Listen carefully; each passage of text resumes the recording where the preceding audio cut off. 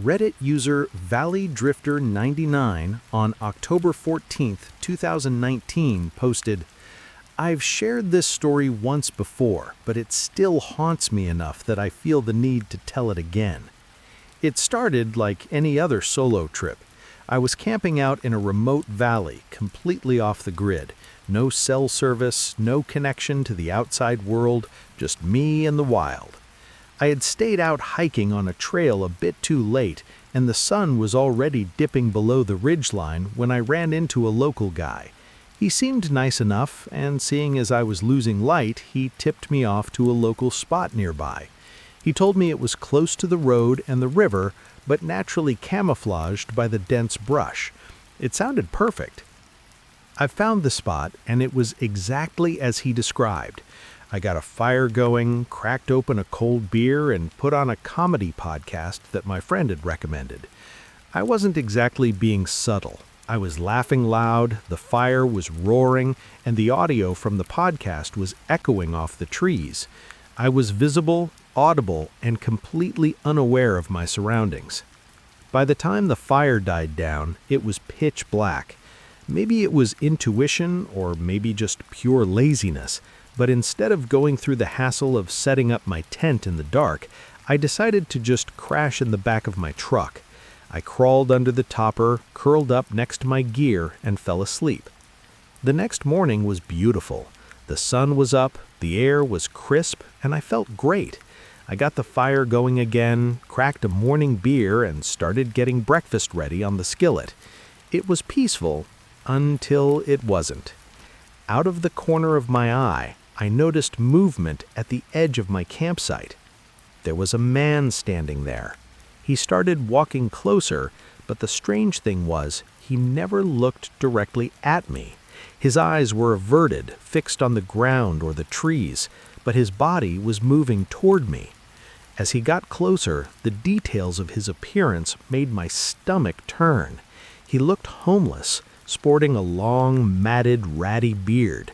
But his clothes were covered in plastic grocery bags.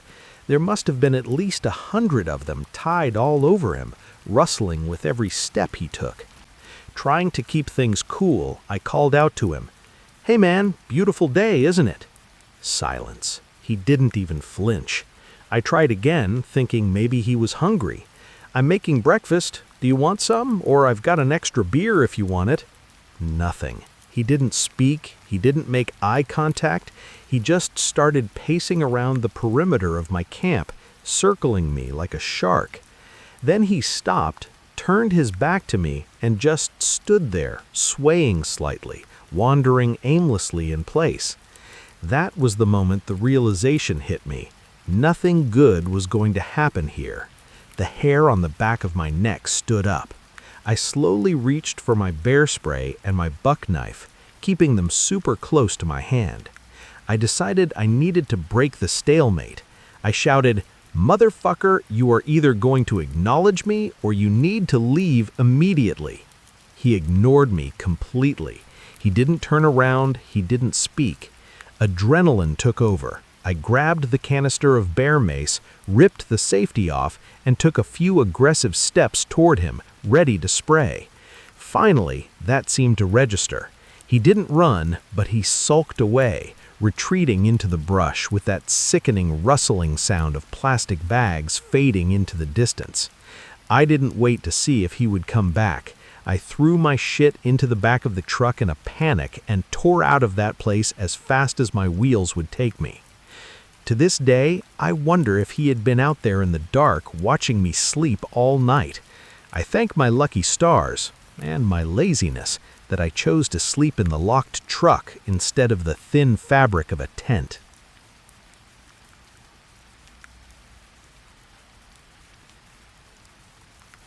Reddit user Riverwalker88 on October 16th, 2019 posted, "This actually reminds me of a terrifying experience I had a while back. It connects to the story you just heard in a way that is almost uncanny. I used to go camping by myself all the time. To be honest, I'm terribly shy, borderline socially anxious, and being around people I don't know well stresses me out. The woods were my escape. I had this one specific campsite that I loved because it was secluded.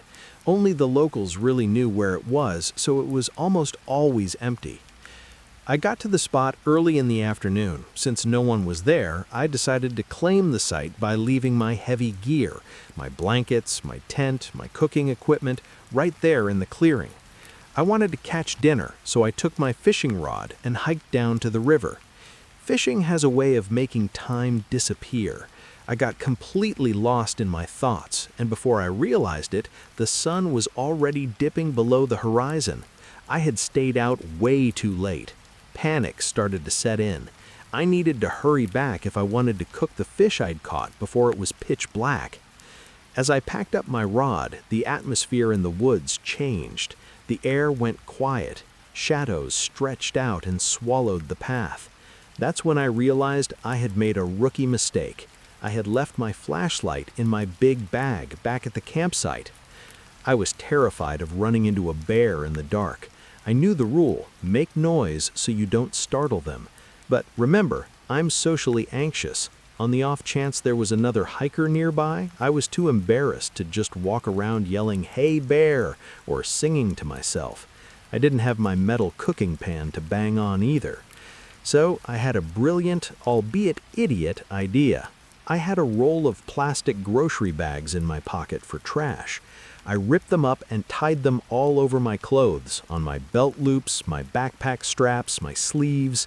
The idea was that the rustling sound of the plastic brushing together would alert any animals that I was coming without me having to use my voice. I began the hike back, the plastic bags swishing and crunching with every step. When I finally got near the campsite, my heart sunk. Through the trees, I saw the dim glow of a dying fire. Someone else was there. My secluded spot was taken. I crept closer and saw a pickup truck parked right next to my gear. There was no tent, just the truck and some crushed beer cans scattered around. I wanted to just grab my stuff and move further down the river, but I didn't want to look like a creeper sneaking around in the dark. I decided to wait it out. I sat down against a tree at the edge of the clearing, thinking I'd wait for the stranger to settle down so I could ask for my gear. But I was exhausted, and I accidentally drifted off to sleep. I woke up the next morning to the smell of wood smoke. I jumped up, startled, and saw him. There was a man standing by the fire. He was making breakfast. But what put me off immediately was that he was holding a beer. It was 7 in the morning, and this guy was already drinking. I immediately knew I didn't want to get friendly with him. He spotted me the exact moment I spotted the weapon. Lying right next to him was a massive buck knife. He muttered something in a low voice, but I couldn't understand him. I was too focused on that knife. I just wanted my gear so I could leave, but I was frozen. I didn't want to appear hostile, so I kept my eyes down, refusing to look at him directly. I started pacing around the perimeter of the camp, trying to figure out a safe angle to grab my bag without getting too close to him. I tried to circle around, but he watched me like a hawk. Every time I moved, he tensed up.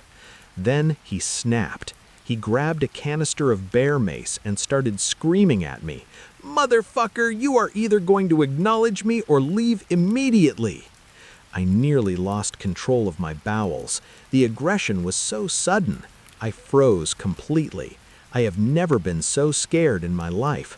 He took a step toward me with the mace and the knife, shouting threats. I didn't run. I knew that might trigger a chase response. I turned my back to him and walked away as fast as my legs could carry me, chanting in my head, "Do not run, just walk, do not run." The sound of the plastic bags rustling around me seemed deafening in the morning air. I didn't stop walking until I was miles away. Now, I have to admit something. That is the scariest camping story I have, even though it is completely made up. Your story just got my imagination running, and I wondered what that homeless guy with the plastic bags might have been thinking. As I always say, the scariest thing out there is usually your own imagination, unless, of course, you run across a plastic bag cultist in the woods.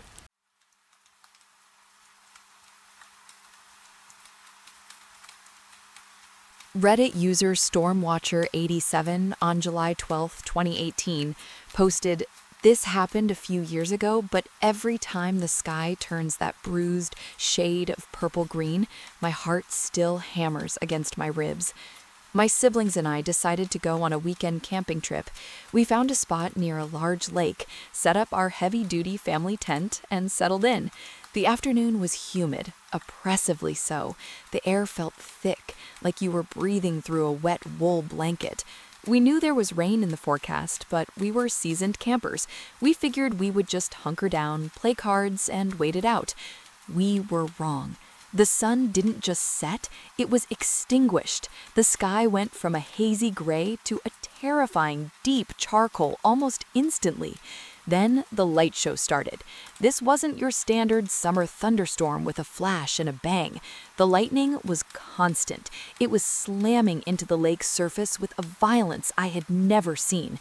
And up above, the bolts were crawling endlessly through the clouds like glowing electric veins.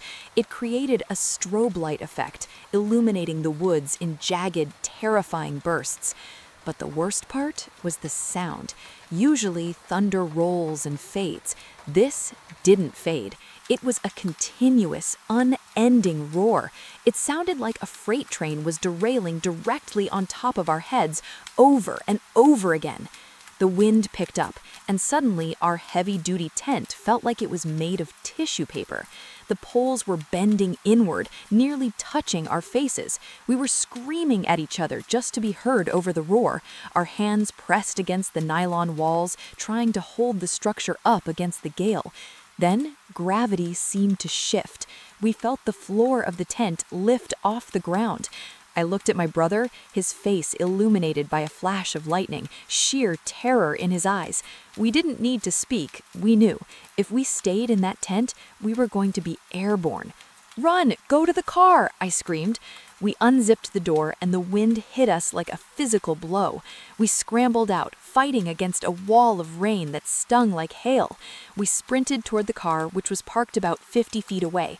I fumbled with the keys, dropped them in the mud, snatched them back up, and unlocked the doors. We dove inside, slamming the doors shut, just as the wind shrieked louder. Safe inside the metal shell, we turned back to look at our campsite. In a flash of lightning, we watched our tent, our massive 6-person tent, collapse in on itself. Then, effortlessly, it was ripped from the stakes and thrown into the upper branches of a nearby oak tree like a discarded plastic bag. We thought we were safe in the car. We were wrong again. The vehicle started shaking, and I don't mean vibrating from the wind. I mean it was shuddering violently, rocking side to side on its suspension. The rain was hitting the windshield so hard we couldn't see the hood of the car. The roar was deafening, vibrating through the chassis and into our bones. "We have to go," my sister sobbed. "We can't stay here." I threw the car into drive. Driving blindly, dodging falling branches and debris, we managed to crawl out of the woods and onto the main road. We drove 20 minutes in silence, knuckles white on the steering wheel, all the way to my grandpa's house to spend the night. The next morning, the sun was out, the birds were chirping. It was as if the apocalypse had just not happened. We drove back to the campground to retrieve our gear. When we got close, we saw the police tape. Part of the campground was completely closed off. We asked a ranger what happened, and he looked at us like we were ghosts. He told us a small tornado had touched down directly in the campground the night before. Trees were snapped in half like matchsticks. We walked back to our site. The devastation was focused right where we had been. We managed to pull the tent out of the tree, but it was shredded. We found our cooler and some clothes scattered in the brush. But there was one thing I never found: my sleeping bag. It had been inside the tent when we ran. It was heavy, rated for winter camping. We searched the woods for an hour, but it was gone, vanished. To this day, I think about that. If I had been just a little bit braver or a little bit stupider and decided to stay zipped up in that sleeping bag to ride out the storm, I would have vanished along with it.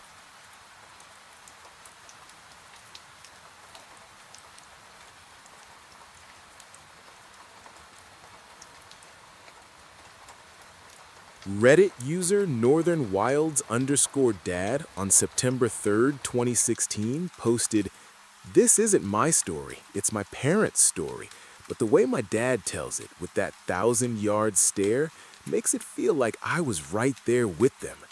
They were on a canoe trip way up in the northern reaches of Saskatchewan. If you've never been there, you can't truly understand the isolation. It is a labyrinth of lakes and dense boreal forest that stretches on forever. They were miles from the nearest road, days from the nearest town, and completely removed from any semblance of civilization. If something went wrong out there, no one was coming to save them. They had set up camp on a small rocky outcrop near the water. It was a peaceful night, the kind of silence that is so heavy it rings in your ears. They zipped up the tent, a thin layer of nylon that feels safe but is effectively useless against nature, and went to sleep. Early the next morning, just as the gray light of dawn was filtering through the trees, the sounds began. It wasn't the wind, it was a distinct, heavy rustling right outside the tent walls. My dad is a light sleeper. He woke up instantly, his heart hammering against his ribs. He sat up in his sleeping bag, straining his ears, trying to figure out what was happening. Crunch, snap. The sound was heavy. It wasn't a squirrel or a raccoon. It was something with mass, and it was loud. He nudged my mom awake, putting a finger to his lips. They froze, listening to the sound of heavy breathing just inches from their heads, separated only by a millimeter of fabric. Before my dad could collect himself enough to grab his knife or unzip the door to investigate, the world came crashing down. There was no warning. Suddenly, the entire left side of the tent, the side my dad was sitting on, violently imploded. He didn't just get hit, he was crushed. A massive, immense weight slammed into him, pinning him to the ground. The tent poles snapped with a sickening crack, and the fabric suffocated him. He was trapped in the dark, pinned by hundreds of pounds of muscle and heat. In that split second, my dad accepted he was dead. He could feel the body heat radiating through the nylon. He could smell the coarse, wet fur. He thought, "This is it. I'm being mauled inside my own sleeping bag." The terror was absolute, blind, suffocating, and crushing. Then, just as quickly as it happened, the weight vanished. The pressure released, and the heavy mass scrambled off the collapsed tent. Adrenaline dumped into their systems. My parents, now entirely awake and running on pure survival instinct, clawed their way out of the wreckage. They unzipped the mangled door and scrambled out into the cold morning air, screaming to intimidate whatever was out there. They stopped dead in their tracks. Standing about 10 feet away was a massive black bear. But it wasn't charging. It was staring at the tent, looking confused, shaken, and frankly a little concerned. It stood there for a moment, huffing, its dark eyes locked on the ruins of their campsite. My dad, realizing he wasn't being eaten, let out a guttural, terrifying roar, waving his arms maniacally. The bear, likely embarrassed and definitely spooked, turned tail and bolted into the thick tree line, crashing through the bushes until the sound faded into silence. As they stood there shivering, looking at the tracks, they pieced it together. The bear hadn't attacked. It had been foraging in the bushes on the ridge right behind their tent. It must have lost its footing on the loose rocks, slipped, and fallen directly onto the tent and directly onto my father. My dad is fine, physically at least, but to this day, he is one of the few human beings who can truthfully look you in the eye and say he has been sat on by a bear.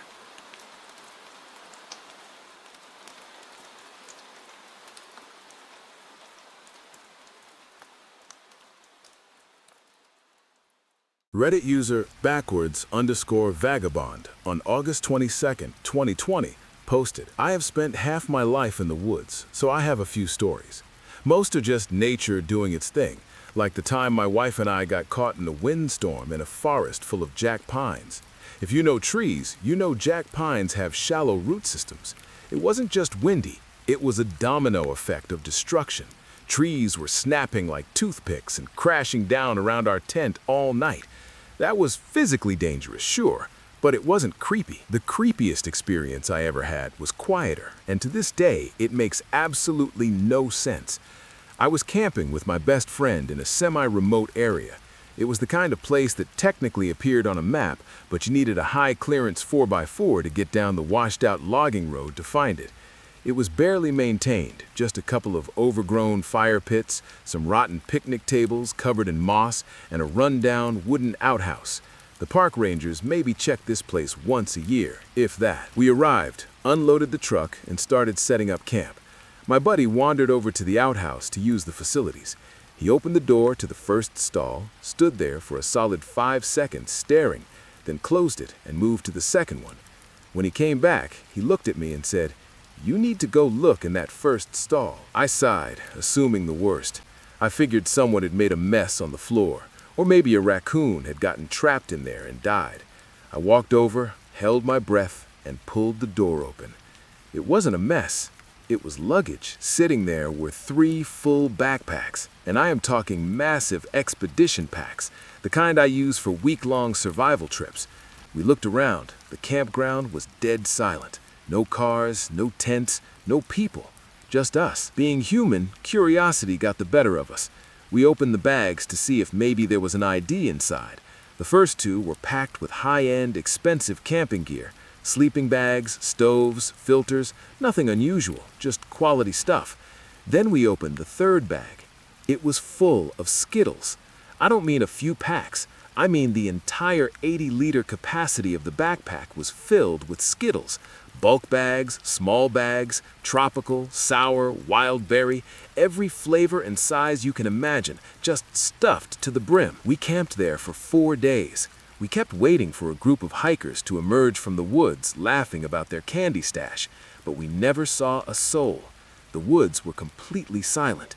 When we packed up to leave 4 days later, those bags were exactly where we found them, sitting there in the dark of that outhouse. We reported it to the conservation officers when we got back to civilization, but I still wonder, who leaves thousands of dollars of gear behind? And why on earth did one person pack 50 pounds of candy? That was the weirdest. But the scariest experience, the one that actually made me leave, was a different trip. It was just me and my dog doing a spur-of-the-moment overnight backpacking trip.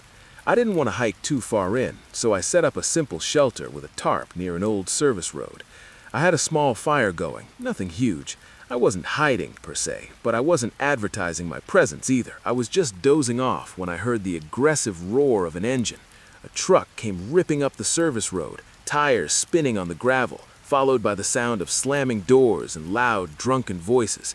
Then the shooting started. They probably didn't know I was there. I was parked on a different access road, and I hadn't realized how close I had hiked to their location. But there is nothing more terrifying than lying under a thin plastic tarp in the dark while a bunch of drunken yahoos start firing guns into the woods. Based on the lay of the land and the echo, I was fairly certain they were shooting in my direction. Every pop of the rifle made me flinch. I didn't want to yell out and reveal my location to a group of armed drunks, so I made a split-second decision. I put my pup on a tight leash, abandoned my fire, and we low-crawled out of there until we were behind a ridge. We hiked back to the car in the pitch black and got the hell out of there. I still love the woods, but between the Skittles mystery and the midnight gunfire, I've learned that the animals are rarely the problem. It's the people you have to worry about.